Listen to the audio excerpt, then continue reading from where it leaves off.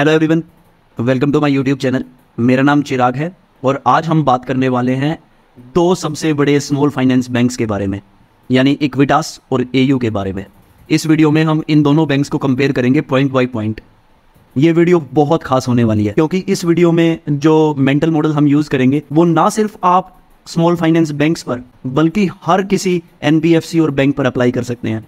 इस वीडियो को देखने के बाद आपको बैंकिंग स्पेस को समझना बहुत आसान हो जाएगा। वीडियो स्टार्ट करने से पहले मैं आपको डिस्क्लेमर दे दूं कि ये कोई बाय और सेल रिकमेंडेशन नहीं है। मैं जितनी भी बात इस वीडियो में बोलूँगा वो मेरे पर्सनल व्यूज़ हैं।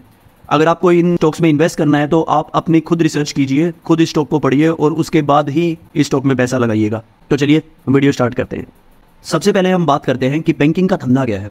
देखिए, बैंकिंग में ना दो मूविंग पार्ट है। एक, आप पैसा कहीं से रेज कर रहे हैं, कितने इंटरेस्ट पर कर रहे हैं। उसके बाद पार्ट नंबर 2, आप पैसा किसको दे रहे हैं और कितने इंटरेस्ट पर दे रहे हैं और कितनी एफिशिएंटली दे रहे हैं। अगर आपने ये दोनों पार्ट समझ लिए तो आपको बैंकिंग सारा समझ में आ जाएगा। सबसे पहले इस वीडियो में हम बात करते हैं कि हम पैसा रेज कहाँ से करते हैं, यानी deposit profile of the banks. Bank कई डिफरेंट तरीके से पैसा रेज कर सकता है। फॉर एग्जाम्पल, वो किसी और बैंक से पैसा उधार ले सकता है, उसके बाद वो अपनी इक्विटी डाइल्यूट कर सकता है। लेकिन जो सबसे प्रोमिनेंट तरीका है किसी बैंक का पैसा रेज करने का, वो है डिपॉजिट्स के थ्रू। आप जैसे और मेरे जैसे लोग बैंक में पैसा रख देते हैं, बैंक उसके ऊपर कुछ % का हमें इंटरेस्ट दे देता है। वो पैसा बैंक यूज़ करता है लोन्स देने के लिए। तो सबसे आसान तरीका बैंक के लिए और सबसे सस्ता तरीका पैसा रेज करने का है कासा। कासा यानी करंट अकाउंट और सेविंग अकाउंट। सेविंग खाते पर हमें कितना इंटरेस्ट मिलता है? 3%, 4%, मुश्किल से 5%। और करंट अकाउंट पे तो वो भी नहीं मिलता। तो बैंक के लिए ये सबसे सस्ता तरीका है पैसा रेज करने का। जिस भी बैंक की कासा रेशियो सबसे बढ़िया होगी, सबसे ज़्यादा होगी, वो bank will be a clear winner. Equitas के पास जितने भी डिपॉजिट्स हैं उनमें से 31% of the deposits are through current account and saving account. AU के पास 33%, यानी एयू इज़ बेटर। लेकिन अगर आप नेशनलाइज्ड बैंक्स की बात करेंगे, जैसे एसबीआई की बात करेंगे या फिर बड़े प्राइवेट बैंक्स की बात करेंगे, एचडीएफसी या एसबीआई जैसे, उन बैंक्स की कासा रेशियो 45-50% तक होती है क्योंकि सैलरीड एम्प्लॉयज़ के खाते वहाँ पर होते हैं। तो उनको पैसा रेज करना सबसे आसान पड़ता है। उसके बाद दूसरा इंपॉर्टेंट पॉइंट जो हमें डिपॉजिट प्रोफाइल देखना है, वो देखना है कि रिटेल का कितना पैसा है। यानी आप जैसे मेरे जैसे जो छोटे छोटे ग्राहक हैं बैंक के, वो कितने ज़्यादा है। जितने ज़्यादा ग्राहक होंगे उतनी ज़्यादा ग्रेन्युलरिटी ज़्यादा होगी, because we are sticky customers. हमने एक बार कहीं पर खाता खुलवा लिया तो हम पूरी उम्र खाता बदलते ही नहीं है। हमारी सैलरीज भी वहीं पर आती हैं, हम जहाँ पर इन्वेस्ट करते हैं, एफडीज करवाते हैं, वो भी उसी खाते में करते हैं। हम हार्डली किसी दूसरे बैंक में जाते हैं। तो हमको देखना है कि रिटेल इन्वेस्टर कितना है किसी बैंक के अंदर जो डिपॉजिट कर रहा है। दूसरे तरीके का इन्वेस्टर होता है होलसेल इन्वेस्टर। वो इन्वेस्टर बड़ा पिकी होता है। आपके बैंक में इस बात के ऊपर आएगा कि आप इंटरेस्ट कितना दे रहे हैं। जैसे ही आपने इंटरेस्ट रेट कम कर दिया, वो दूसरे बैंक में चला जाएगा जहाँ पर इंटरेस्ट ज़्यादा मिल रहा है। तो यहाँ पर हमें यूँ देखना है कि रिटेल मिक्सचर कितना है। तो retail mixture of Equitas and AU are almost around 70%। लेकिन अगेन एचडीएफसी बैंक और एसबीआई में रिटेल मिक्सचर कहीं ज़्यादा होता है, होलसेल डिपॉजिट बहुत कम होते हैं, तो वो बहुत ज़्यादा ग्रेनुलर होते हैं। उसके बाद हम बात करेंगे कि ये बैंक्स अपने कस्टमर को कितना इंटरेस्ट दे रहे हैं। अब ऐसा नहीं है कि सारे बैंक एक जितना इंटरेस्ट दे रहे हैं। एसबीआई में शायद 3% या उससे भी कम 2.5% के आसपास इंटरेस्ट मिलता है, यानी डिपॉजिट की कॉस्ट है वो बहुत कम है। लेकिन एयू स्मॉल फाइनेंस बैंक या फिर इक्विटास बैंक या और भी जो एनबीएफसीज हैं, उनको अगर पैसा रेज करना है तो उनको कस्टमर्स को अपनी तरफ अट्रैक्ट करना पड़ेगा। और कस्टमर्स कैसे अट्रैक्ट होंगे? कस्टमर्स अट्रैक्ट होंगे जब उनको ज़्यादा एफडी के रेट नजर आएंगे, सेविंग के ज़्यादा रेट नजर आएंगे। स्मॉल फाइनेंस बैंक कहते हैं कि हमारे पास बड़ी बड़ी अमाउंट रखिए आप हमारे खातों में, हम आपको ज़्यादा इंटरेस्ट देंगे, आपको एफडी करवाने की भी जरूरत नहीं है। फॉर एग्जाम्पल, इक्विटास बैंक 7.8% का इंटरेस्ट देता है ऑन सेविंग, अगर आपके पास 2.5 CR से फालतू है खाते के अंदर, सेविंग खाते के अंदर। उसी तरीके से एयू जो बैंक है वो 6% का इंटरेस्ट देता है सेविंग खाते के ऊपर, अगर आपके पास 1 CR से फालतू पैसा खाते में पड़ा है तब। तो इसका मतलब क्या हुआ? इसका मतलब ये हुआ कि अगर हम एयू बैंक और इक्विटास बैंक के कॉस्ट ऑफ फंड्स देखें, कॉस्ट ऑफ फंड्स यानी कितना % पे उनको डिपॉजिट्स मिल रहे हैं, तो AU is much better than Equitas. ये पॉइंट ध्यान रखिएगा कि एयू के पास जो खाते में पैसा आ रहा है ना, वो कम इंटरेस्ट पे उनको पैसा मिल रहा है। जो बड़े बड़े बैंक्स हैं उनकी तो बात ही छोड़ दीजिए, वो तो 4% पे, 4.5% पे या इवन 5% पे पैसा रेज कर लेते हैं। लेकिन जो एनबीएफसीज हैं वो शायद 8% पे 9% पे भी करती है। उसके बाद हम बात कर लेते हैं कि CD रेशो क्या है। CD रेशो क्या होती है? आजकल आप न्यूज़पेपर्स में बहुत ज़्यादा पढ़ रहे होंगे कि क्रेडिट टू डिपॉजिट रेशो क्या चल रही है। तो RBI ने आज के दिन पे सारे बैंक्स और NBFC पे प्रेशर बनाया है कि आप जितने पैसे डिपॉजिट करते हैं ना, और आप जितने पैसे क्रेडिट पे देते हैं, यानी जितने पैसे का लोन दे रहे हैं, उनकी रेशो आपको मेंटेन करनी है 85% 90% के आसपास। लेकिन जो बड़े बड़े बैंक हैं जैसे HDFC बैंक है, उनकी CD रेशो 105% के आसपास पहुंची हुई है। तो होड़ मची हुई है सभी बैंक्स के अंदर कि ज़्यादा से ज़्यादा डिपॉजिट्स कैसे इकट्ठे किए जाए। उस केस में अगर देखेंगे तो इक्विटास बैंक और AU बैंक दोनों बहुत कंफर्टेबल है। इक्विटास की 86% CD रेशो है और AU बैंक की 92% CD रेशो है। यानी इनको बहुत ज़्यादा मारामारी नहीं करनी नए डिपॉजिट्स लेने के लिए। अभी इनको डिसबर्सल यानी लोन्स देने में फोकस करना है, बहुत ज़्यादा पैसा इकट्ठे करने में फोकस नहीं करना। और अगर बहुत ज़्यादा पैसा देने में फोकस नहीं करना तो हो सकता है ये फ्यूचर में जो अपनी सेविंग रेट्स हैं, जो मैंने आपको बताया 7.8% और 6%, उसको शायद और कम कर दें। जैसे जैसे इंटरेस्ट साइकिल अब रिवर्स होगी, RBI इंटरेस्ट रेट काटेगा। उसके बाद हम बात कर रहे थे कि इनकी ग्रोथ कैसे होगी डिपॉजिट्स की। दोनों के डिपॉजिट्स की ग्रोथ ऑलमोस्ट 25% के आसपास होगी। There is not much to differentiate in that. तो ये तो बात होगी फर्स्ट पार्ट ऑफ बिजनेस कि आप पैसा रेज कैसे कर रहे हैं। दूसरा पार्ट ऑफ बिजनेस, आप लोन किसे दे रहे हैं, किस रेट पर दे रहे हैं। तो एक बात समझिए, आप किस रेट पर लोन दे रहे हैं और किसे लोन दे रहे हैं, ये इस बात के ऊपर डिपेंड करता है कि आपने पैसा कितने % पर रेज कर रखा है।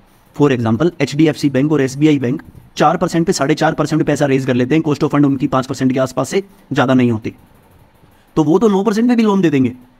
मेरे जैसा कस्टमर जिसकी क्रेडिट हिस्ट्री बहुत अच्छी है, जिसके पास कोलेट्रल है, उसे वो फट से होम लोन दे देंगे 8.5% पे, 4% का प्रॉफिट कमा देंगे। लेकिन वो बैंक्स जो पैसा रेज करने में ही 6%, 7%, 8% पैसा खर्च कर देते हैं, उन्हें रिस्क लेना पड़ेगा। उन्हें रिस्की कस्टमर्स के पास जाना पड़ेगा जहां पर रिस्क ज़्यादा होगा और वहां पर रिटर्न भी फालतू होगा। फॉर एग्जाम्पल, जिनके कॉस्ट ऑफ फंड्स ज़्यादा हैं वो बैंक्स और NBFC जाएंगे किसानों के पास, उनसे कहेंगे कि 12% पे लोन ले लो, 15% पे लोन ले लो, 20% पे लोन ले लो, 25% पे लोन ले लो। माइक्रो फाइनेंस इंस्टीट्यूट्स जो होते हैं वो 20-20, 25-25, 26-26% के ऊपर लोन देते हैं। इतने हाई रेट्स होते हैं, लेकिन वहां पर डिफॉल्ट का भी बहुत ज़्यादा खतरा होता है। यानी आप रिस्क ले रहे हैं क्योंकि आप जो फंड्स रेज कर रहे हैं डिपॉजिट्स में वो बहुत ज़्यादा महंगे हैं। तो ये बात हमेशा ध्यान रखिएगा कि जो छोटे बैंक्स हैं, छोटे NBFC हैं, वो हमेशा रिस्की बिजनेस करते हैं, इसीलिए उनको जो रिटर्न मिलता है वो भी ज़्यादा मिलता है। लेकिन जब भी साइकिल रिवर्स होती है, यानी जब भी इकोनॉमी डाउन टर्न में जाती है, तो इनको सबसे ज़्यादा नुकसान भी होता है, सबसे ज़्यादा फ्लक्चुएशन होती है, सबसे ज़्यादा सिक्लिकल होते हैं। लेकिन जो HDFC जैसे बैंक है वो 20 साल से लगातार प्रोग्रेस करे जा रहे हैं, बड़े स्ट्रक्चरल बैंक है, क्योंकि वो जब लोन देते हैं तो वो बहुत बहुत बहुत क्रेडिट वर्दी आदमी को लोन देते हैं, किसी को भी लोन नहीं देते। ये डिफरेंस समझना आपको बहुत ज़रूरी है जब आप किसी भी दो डिफरेंट बैंक को कंपेयर करेंगे। तो इन terms of unsecured loans, unsecured loan यानी जो कोलेट्रल के बिना लोन है, यानी माइक्रो फाइनेंस लोन है, वो इक्विटास 17% पे है। यानी जितने भी लोन्स इक्विटास देता है उनमें से 17% of those loans are MFI loans, which is very risky loans, लेकिन रिटर्न फालतू होता है उसमें। AU स्मॉल फाइनेंस बैंक के पास फिलहाल 8% का MFI पोर्टफोलियो है, यानी AU is more averse to cyclical changes than Equitas small finance bank. ये बात ध्यान रखिएगा, ये सबसे बड़ा डिफरेंस है इन दोनों बैंक्स के अंदर। अब आप मुझसे पूछेंगे कि और स्मॉल फाइनेंस बैंक में क्यों कंपेयर नहीं कर रहा, तो उसका रीज़न भी ये है क्योंकि जो जना बैंक है या फिर उज्जीवन बैंक है या और दूसरे बैंक्स हैं, उनमें MFI की परसेंटेज बहुत ज़्यादा है। उज्जीवन में 69% के आसपास MFI को लोन देते हैं ये। तो इक्विटास को और AU को मैं इसीलिए कंपेयर कर रहा हूँ क्योंकि इनकी MFI और अनसिक्योर्ड जो लोन्स हैं वो थोड़े कम हैं। AU का तो बिल्कुल ही कम है, इट्स अ गोल्ड स्टैंडर्ड। और इक्विटास भी कोशिश कर रहा है AU के रास्ते पर चलने की और कोशिश कर रहा है कि कम से कम लोन्स ये MFIs को दे। आज 17% है, हो सकता है फ्यूचर में 4 या सिर्फ 5% दे। फिर हम बात करते हैं ज्योग्राफिकल कंसेंट्रेशन की, यानी कौन कौन से बैंक कहाँ कहाँ पर एक्टिव हैं। फॉर एग्जाम्पल, जो इक्विटास है वो बहुत ज़्यादा कॉन्सेंट्रेटेड बैंक है। 80% ऑफ लोन इक्विटास का या तो तमिलनाडु से में जाता है या कर्नाटका में या महाराष्ट्र में, सिर्फ 3 स्टेट्स में। तमिलनाडु में फ्लड आ गई थी, इन सब के NPAs बढ़ने लग गए थे। ये दिक्कत होती है जब बहुत ज़्यादा ज्योग्राफिकल कंसेंट्रेशन होती है। ऑन द कॉन्ट्ररी, जो AU बैंक है उसने अभी थोड़े दिन पहले फिनकेयर स्मॉल फाइनेंस बैंक को एक्वायर किया है। एक्वायर करने से क्या हुआ, साउथ में जो इनकी बहुत कम ब्रांचेस थी, अब ये केरला में, तमिलनाडु में, कर्नाटका में, आंध्रा में, तेलंगाना में एंटर कर गए हैं, because Fincare small finance bank का वहाँ पर ऑलरेडी ब्रांचेस थी। ऑलरेडी ये एग्जिस्ट करते थे राजस्थान में, मध्य प्रदेश में, महाराष्ट्र में, गुजरात में। अब इन्होंने साउथ को भी पकड़ लिया है। तो डाइवर्सिफिकेशन की बात करें तो AU small finance bank is far more diversified. उसके बाद हम बात करेंगे कौन कौन सी सेगमेंट्स हैं जिनमें ये लोन देते हैं। व्हीकल सेगमेंट्स में दोनों में 24% लोन है। स्मॉल बिजनेस लोन 39% इक्विटास का है, इनका 24% है एयू बैंक का। तो बाद हाउसिंग लोन्स मिलते हैं, आपको घर खरीदना है तो लैप लोन्स मिलते हैं, ठीक है। उसके बाद एमएफआईज को मैंने बात कर ली। गोल्ड लोन का भी पोर्टफोलियो जो है एयू स्मॉल फाइनेंस बैंक के पास है, जो बड़ा सिक्योर्ड लोन होता है, क्योंकि आपके पास लोन ऑलरेडी कोलेटरल है तो इतना ज़्यादा दिक्कत नहीं होती उस लोन के अंदर, है ना। उसके बाद एग्रीकल्चरल लोन और बिजनेस बैंकिंग लोन्स हैं, जिसमें रियल एस्टेट और कंस्ट्रक्शन के लोन्स आ जाते हैं, जो एयू बैंक देता है। तो डाइवर्सिफिकेशन है लोन्स में, वो एयू में रिलेटिवली बेटर है देन इक्विटास। तो एयू यहाँ पर भी बाजी मार जाता है। एक इंपॉर्टेंट पॉइंट आपको समझना पड़ेगा कि लोन्स ना या तो फिक्स्ड परसेंटेज पे दिए जा सकते हैं, जैसे आज आप मेरे पास लोन लेने आए और बैंक कह देगा कि 8% के इंटरेस्ट पे मैं आपको लोन देता हूँ, आप मुझे अगले 20 साल में पे कर दीजिएगा। या फिर फ्लोटिंग टाइप दिए जा सकते हैं, यानी जैसे जैसे आरबीआई अपने repo rate, reverse repo rate को चेंज करेगा, उसके हिसाब से ऑटोमेटिकली जो लोन्स का रेट है वो चेंज हो जाएगा। जो इक्विटास की लोन बुक है वो 85% फिक्स्ड है और उज्जीवन की 62% फिक्स्ड है। इसका मतलब क्या हो? इसका मतलब ये हुआ कि अब अगले कुछ क्वार्टर्स में आरबीआई रेट्स कट करने लगेगा, बेनिफिट होने लग जाएगा जिनकी लोन बुक फिक्स्ड पर है, आज जिन्होंने लोन दिया है। क्योंकि इक्विटास ने जब हायर इंटरेस्ट के टाइम पर लोन्स दिए होंगे तो वो हायर इंटरेस्ट पर दिए होंगे, और जब repo rate, reverse repo rate नीचे चली जाने लग जाएगी तो इनका कॉस्ट ऑफ फंड्स जो है वो डिक्रीज होने लग जाएंगे और इनको बेनिफिट होने लग जाएगा, है ना। तो फ्यूचर में हमें उम्मीद है कि अगर ये रेट कट की साइकिल चलती रही अगले 1 साल 2 साल, तो इक्विटास को ज़्यादा फायदा होगा एयू के मुकाबले। हालांकि एयू को भी फायदा होगा क्योंकि 62% of their loans are fixed loans. इसके बाद हम बात कर लेते हैं कि इनकी लोन बुक ग्रो कैसे करेगी 2025 में, 2026 में। ऑलमोस्ट सेम परसेंट, लगभग 23-24% के आसपास इनकी लोन बुक ग्रो करेगी, which is a good thing. उसके बाद हम बात करते हैं अदर इनकम के बारे में। देखिए, अदर इनकम बहुत इंपॉर्टेंट इनकम होती है, क्योंकि ये इनकम पर आपको कुछ पैसा नहीं देना होता। सपोज कीजिए मैं लोन दे रहा हूँ, लोन से पहले मैं लोन की प्रोसेसिंग फीस लेता हूँ। अब ये सबसे आसान तरीका है पैसा कमाने का। कोई भी बैंक जिनकी अदर इनकम, फीस इनकम बहुत ज़्यादा होती है, वो उसको मार्केट हमेशा बेटर रिवार्ड देती है, क्योंकि आपको वो फोकट के पैसे मिल रहे हैं, आपको कोई पैसा खर्च करना नहीं पड़ रहा उस फी इनकम को कमाने के लिए। तो यहाँ पर फी इनकम की बात करते हैं। जो इक्विटास बैंक है उसके पास लगभग 20% ऑफ द जो टोटल पैसा आता है वो फी इनकम से आता है, और मोस्टली ये पैसा आता है जो हम लोन देते हैं उसकी लोन की फीस से। लेकिन एयू स्मॉल फाइनेंस बैंक में 25% पैसा अदर इनकम से आता है, और अदर इनकम में एयू स्मॉल फाइनेंस बैंक सिर्फ लोन प्रोसेसिंग फीस नहीं, क्रेडिट कार्ड की फीस भी लेता है और जर्नल फीस भी है वो भी लेता है। इसका मतलब ये है कि AU small finance bank is doing much better than Equitas in terms of other income. अब बात करते हैं यील्ड की।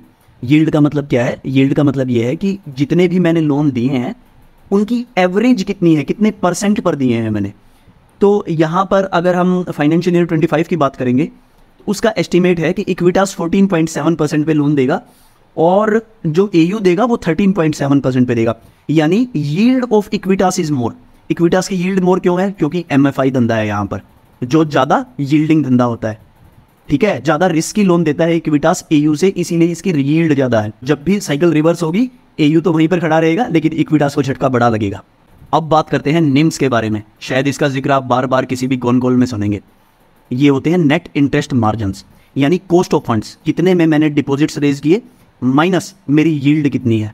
इन दोनों का जो डिफरेंस होगा वो निम्स होंगे। ये बैंक्स का इबिटा लगा लो आप। जो इक्विटास बैंक है उसके निम्स लगभग 7.6% के आसपास आएंगे FY25 में। एयू स्मॉल फाइनेंस बैंक के ऑलमोस्ट 5.6 के आसपास रहेंगे। तो यहाँ पर आप ध्यान दीजिएगा, लगभग 2% फालतू पैसा कमाता है इक्विटास देन एयू बैंक, क्योंकि yield of Equitas is far more due to riskier profile of loan disbursal. अब बात करते हैं हम कॉस्ट इनकम की। बैंक चलाने में खर्चा होता है। अब वो बैंक जो सबसे सस्ती अपनी ब्रांचेस को चलाएगा, खर्चा एम्प्लॉयज़ पे कम करेगा, नए कस्टमर्स को एक्वायर करने में कम खर्चा करेगा, इस तरीके के बैंक की कॉस्ट हमेशा कम होती है। और हम इसको कंपेयर करते हैं इनकम से, यानी इनकम कितनी जनरेट हो रही है और खर्चा कितना कर रहे हैं। अगर बैंक 100 रुपये की इनकम कमाता है तो उसके ऊपर इक्विटास लगभग 64% या 65% के आसपास खर्चा कर देता है। On the contrary AU bank 60-62% के आसपास रखता है, यानी AU is much better in terms of cost to income. ध्यान दीजिएगा, कॉस्ट टू इनकम के टर्म में जो स्मॉल फाइनेंस बैंक्स हैं वो बहुत महंगे बैंक्स हैं। एचडीएफसी बैंक जैसे बैंक 40% की कॉस्ट रखते हैं या 45% की कॉस्ट टू इनकम रखते हैं, बहुत कम, यानी 20% कम। उसके बाद एनबीएफसीज लाइक बजाज फाइनेंस 35% के आसपास की कॉस्ट टू इनकम रखते हैं, विच इज़ फिनोमिनल। देखिए, स्कोप ऑफ ग्रोथ है। स्मॉल फाइनेंस बैंक अगर कल को यूनिवर्सल बैंक्स बन जाते हैं तो इनकी कॉस्ट टू इनकम भी आहिस्ता आहिस्ता रिड्यूस होने लग जाएगी जैसे जैसे इकोनॉमी ऑफ स्केल आएगी। अब बात कर लेते हैं ऑपरेटिंग लेवरेज की। देखिए, ऑपरेटिंग लेवरेज कब किक इन होती है किसी बैंक के अंदर? आपने ऑलरेडी सारी ब्रांचेस खोल दी, जितने खर्चे करने थे कर दिए। अब वो जो ब्रांच है वो मैच्योर होने लग गई है, वो लोन डिसबर्स करने लग गई है, वहां से लोन का अमाउंट बढ़ने लग रहा है, डिपॉजिट बढ़ने लग रहे हैं, तो आप ऑपरेटिंग लेवरेज पे हो जाते हैं। एयू स्मॉल फाइनेंस बैंक ने ना थोड़े दिन पहले जब फिनकेयर स्मॉल फाइनेंस बैंक को एक्वायर किया था तो उनका एमएफआई का पोर्टफोलियो ले लिया था, उनका गोल्ड का पोर्टफोलियो ले लिया था, नई नई ब्रांचेज ले ली थी। अब नई ब्रांचेज लेने के बाद ना दो बैंक्स में सिनर्जी आने में थोड़ा टाइम लगता है। आप क्रॉस सेल करेंगे थोड़े दिन के बाद उनकी ब्रांच में वो चीज़ बेचेंगे जो आज बेच रहे थे हमारी ब्रांच में, तो वो सिनर्जी आने में थोड़ा टाइम लग जाता है। ऐसा लगता है कि 2026 तक एयू स्मॉल फाइनेंस बैंक में ऑपरेटिंग लेवरेज आने लग जाएगी। आज के दिन में नहीं है, 2025 में नहीं है, 2024 में नहीं है, फ्यूचर में उसका हमें बेनिफिट मिलेगा। आज हमारे पास बेनिफिट नहीं है। तो जब ऑपरेटिंग लेवरेज किक इन होगी तो कॉस्ट टू इनकम लगातार नीचे आने लग जाएगी। तो मुझे उम्मीद है कि इक्विटास में और एयू में दोनों में कॉस्ट टू इनकम 2026 के आसपास कम होने लग जाएगी। However AU small finance bank में ये कॉस्ट टू इनकम ज़्यादा रैपिडली डिक्रीज होगी in comparison to Equitas bank. अब बात कर लेते हैं एसेट क्वालिटी की। देखिए, लोन देना वैसे तो आसान धंधा लगता है, लेकिन इतना आसान धंधा है नहीं, क्योंकि लोग लोन ले लेते हैं लेकिन वापस नहीं देते। उसकी वजह से इंक्रीज हो जाते हैं एनपीएस। अब ग्रोस एनपीएस की अगर हम बात करेंगे तो एयू स्मॉल फाइनेंस बैंक के 1.8% है और इक्विटास के 2.7, यानी AU is much better than Equitas. Similarly NNPS जो नेट एनपीएस है वो 0.6% for AU and 1% for Equitas bank. AU small finance bank has been a gold standard in small finance banks, क्योंकि चाहे कितनी भी इकोनॉमिक डाउन टर्न्स आ गई, इनकी asset quality ना बहुत ज़्यादा डिटीरियोरेट हुई नहीं है पिछले 20 साल में। डिमोनेटाइजेशन हो गई, कोविड हो गया, तो जो इनके एनपीएस थे ना वो इक्विटास के मुकाबले बहुत ज़्यादा कंट्रोल में थे, और किसी स्मॉल फाइनेंस बैंक से कंपेयर करोगे तो कहीं ज़्यादा बेटर रहे हैं। 2025 जो है वो एसेट क्वालिटी के मामले में बहुत अच्छा साल नहीं है, क्योंकि एमएफआईज अच्छा नहीं कर रहे आज के दिन में, क्योंकि स्टेट्स लाइक पंजाब जहां पर किसान ऋण मुक्ति प्रोग्राम चल रहे हैं, हीट वेव्स की वजह से समस्याएं चल रही हैं, तो इन वजह से जितने भी एमएफआईज हैं उनमें स्लिपेजेस बढ़ रही हैं। इक्विटास के केस में 4.5% पहुंच रही है, बहुत ज़्यादा है, क्योंकि मैनेजमेंट भी कंफर्टेबल नहीं है 4% से ज़्यादा स्लिपेज में। ठीक है, तो एसेट क्वालिटी दोनों के केस में, एयू के केस में भी और इक्विटास के केस में भी डिटीरियोरेट होगी इस साल, क्योंकि दोनों के पास एमएफआई पोर्टफोलियो है। उसके बाद जो न्यू कमर्शियल व्हीकल्स की सेगमेंट है वो भी स्ट्रेस के अंदर चल रही है, बहुत बढ़िया परफॉर्म नहीं कर रही है इस साल। एयू का जो क्रेडिट कार्ड का धंधा है वहां पर क्रेडिट कॉस्ट बहुत ज़्यादा होती है। उसके बाद हम प्रोविजन कवरेज रेशो की बात कर लेते हैं। पीसीआर का मतलब होता है percentage of funds that are kept aside by bank for bad debts. It is a buffer against probable NPS, यानी जो एनपीएस फ्यूचर में होने वाले हैं उनके लिए बफर बैंक रख लेता है। यानी जो बैंक जितना ज़्यादा पीसीआर रेशो मेंटेन करेगा वो उतना ज़्यादा अपने आप को हेज कर रहा है फ्यूचर शॉक्स के लिए। ठीक है, तो ये होती है प्रोविजन रेशो। इक्विटास के केस में आपने प्रोविजन रेशो का बार बार नाम सुना होगा, क्योंकि इक्विटास ने अभी पिछले क्वार्टर में अपनी पीसीआर को 70% कर दिया है, क्योंकि ये यूनिवर्सल बैंक बनना चाहते हैं। उसके बाद हम क्रेडिट कॉस्ट की बात करते हैं। क्रेडिट कॉस्ट का मतलब है कि कितने आपने प्रोविजंस किए डिवाइडेड बाई आपने टोटल लोन कितना दिया है। ठीक है, वो क्रेडिट कॉस्ट होगी। यानी क्योंकि प्रोविजन वाला जो पैसा है ना, उस पैसे को आप यूज तो कर नहीं सकते, उसको फर्दर आप लोन आउट कर नहीं सकते, वो तो आपको सेपरेट रखना पड़ेगा। तो क्रेडिट कॉस्ट की जब हम बात करते हैं तो वो इक्विटास बैंक के लिए 1.8% और एयू बैंक के लिए 1.2% एक्सपेक्टेड है इस फाइनेंशियल ईयर में। तो ये सब इंपॉर्टेंट पॉइंट है। आप जब भी किसी बैंक या एनबीएफसी को पढ़ो ना तो उसको ब्रेक डाउन कर लीजिए इन कुछ पॉइंट्स में, 4 या 5 पॉइंट जो मैंने आपको बताए हैं, इनमें आपको समझ में आ जाएगा कि किस बैंक में किस एनबीएफसी में क्या हो रहा है। ठीक है, अब मैंने यूनिवर्सल बैंक की बात करी, एक बार उसके बारे में और बात कर लेते हैं, क्योंकि इक्विटास और एयू में ये चीज़ कॉमन है, दोनों यूनिवर्सल बैंक बनना चाहते हैं। एयू बैंक ने इस महीने आरबीआई के आगे एप्लीकेशन लगा दी कि मुझे यूनिवर्सल बैंक बना दीजिए। इक्विटास 2 साल के बाद करेगा यही काम। फ़ायदा क्या है यूनिवर्सल बैंक बनने का? ये बनना चाहते हैं एचडीएफसी या कोटक जैसे बैंक। क्या फ़ायदा है? नंबर 1, वाइडर अरे ऑफ सर्विसेज, जैसे इन्वेस्टमेंट बैंकिंग या अपना एसेट मैनेजमेंट या इंश्योरेंस का धंधा। इस तरीके के धंधे अगर ये यूनिवर्सल बैंक बन जाते हैं तो कर पाएंगे, जिनमें रिटर्न ऑन इक्विटी ज़्यादा होता है, जिनमें ज़्यादा फ़ी इनकम आती है। उसके बाद कैपिटल एडिक्वेसी रेशियो जो होती है वो इनको मेंटेन करनी पड़ेगी ऑलमोस्ट 11.5% के आसपास। आज के दिन में ये मेंटेन कर रहे हैं 15%, यानी 15% ऑफ देयर पैसा उनको सेट असाइड रखना पड़ता है। उसके बाद प्रायोरिटी सेक्टर लैंडिंग जो है वो सिर्फ 40% करनी पड़ेगी, जो आज के दिन में 75% करनी पड़ती है। यानी जो रिस्की लोन्स है वो इनको कम देने पड़ेंगे इन कंपैरिजन टू जो स्मॉल फाइनेंस बैंक हैं जब दे रहे हैं ये। उसके बाद यूनिवर्सल बैंक की तो स्टोरी अलग होती है, ब्रांड अलग होती है। वो अपना सेविंग अकाउंट भी एक यूनिवर्सल बैंक में खुलवाना चाहते हैं, क्योंकि वो यूनिवर्सल बैंक है, ये स्मॉल फाइनेंस बैंक्स हैं, तो इनकी ब्रांड वैल्यू बहुत ज़्यादा नहीं है। तो जब इनके पास अलग अलग ब्रांचेस खुलेंगी, अलग अलग स्टेट्स में ये जाएंगे, तो कॉस्ट ऑफ डिपॉजिट्स भी कम हो जाएगी, क्योंकि लोग ज़्यादा से ज़्यादा इनके पास खाता खुलवाना चाहेंगे। फिलहाल ये वीडियो बहुत लंबी हो रही है, मैं इस वीडियो को यहीं पर कंक्लूड करूँगा। नेक्स्ट वीडियो में हम बात करेंगे कि वैल्यूएशन मैट्रिक्स कैसे हैं और प्रॉफिटेबिलिटी मैट्रिक्स कैसे हैं एयू के और इक्विटास के, और मैं किस में इन्वेस्ट कर रहा हूँ और क्यों इन्वेस्ट कर रहा हूँ। उसके बाद हम टेक्निकल्स की भी बात करेंगे। उस वीडियो को जरूर देखिएगा, वो वीडियो संडे तक आ जाएगी। उस वीडियो में मिलते हैं, तब तक के लिए पढ़ते रहिए, मेहनत करते रहिए, पैसा ज़रूर बनेगा, इतना भी मुश्किल नहीं है। Best of luck, bye bye.